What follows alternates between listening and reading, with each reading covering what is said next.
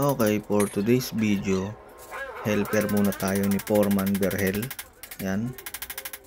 Iabot-abot lang natin sa kanya yung mga kailangan niya.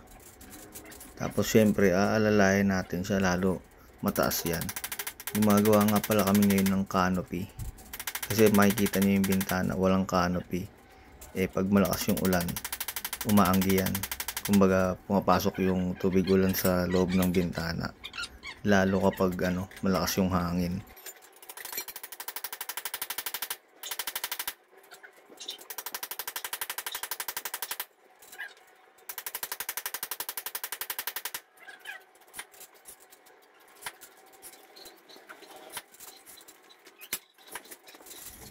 Ayan, nakapagporma na siya ng bakal. Yan yung bubuhusan para matibay. Ito yung mga ginamit namin. Yan, at nandito na rin yung semento. Tapos, ayan, tutukuran namin yan. Para pag binuhusan, hindi siya babagsak. Makikita nyo, 3 yung tukod niya. Tapos ito, yung plywood niyan. Yan yung magiging flooring ng slab. Ito nga pala yung mini chainsaw na nabili ko sa Shopee. Halagang 300 plus lang yan. Maganda siya pang putol-putol lang na maliliit na kahoy. Dito ginagrinder na ni Foreman Berhel yung gilid-gilid para smooth siya pagka nilagyan siya ng buholing. Tapos kailangan din putulin yan yung mga nakauslit. Ganda talaga ng mini chainsaw gamitin. Para hindi na rin grinder. Pag grinder kasi nag-aamoy sunog Bumbaho sa ilong. Tapos itong mini chainsaw magaan lang to gamitin. Halos walang bigat yan. So ayan, putulin lang yung mga sobra. At syempre maghahalo na ako ng pangbuhos namin. Yun kailan mabilis ang halo yan.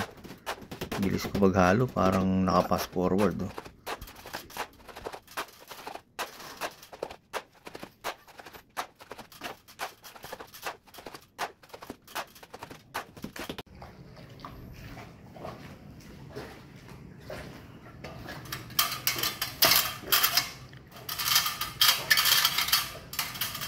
Yun, buhos na to.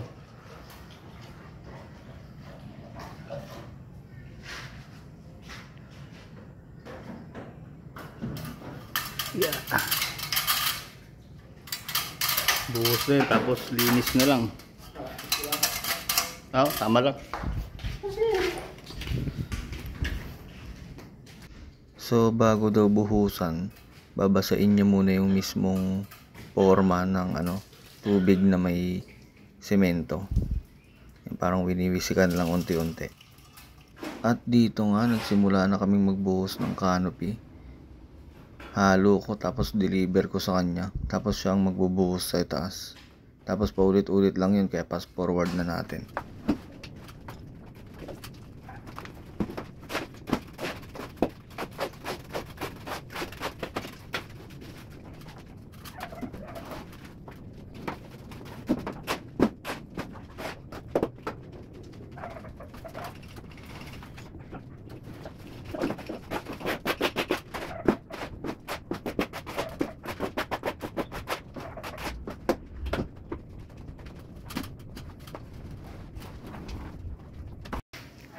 Okay, konti na lang. Tapos cleaning na rin. Linis na.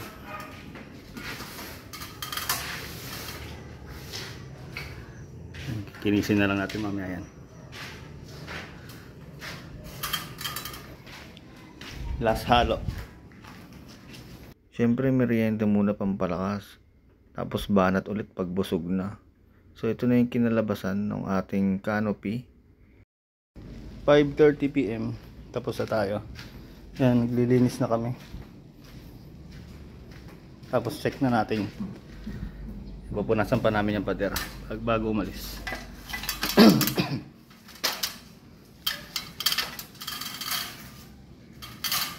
Yun, kinis na siya.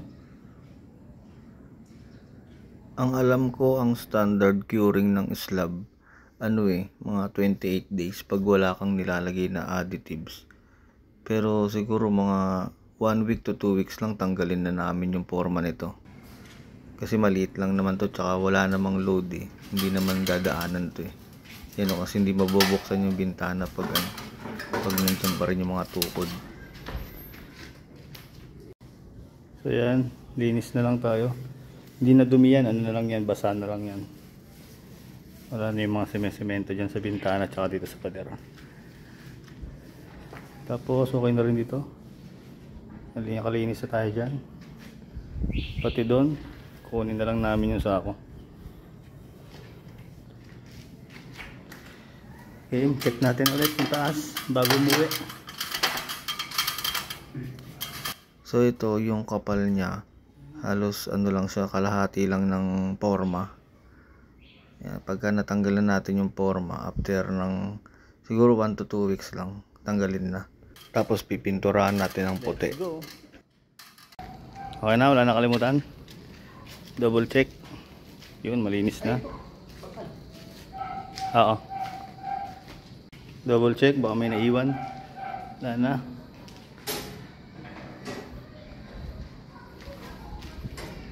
Yan, malinis na.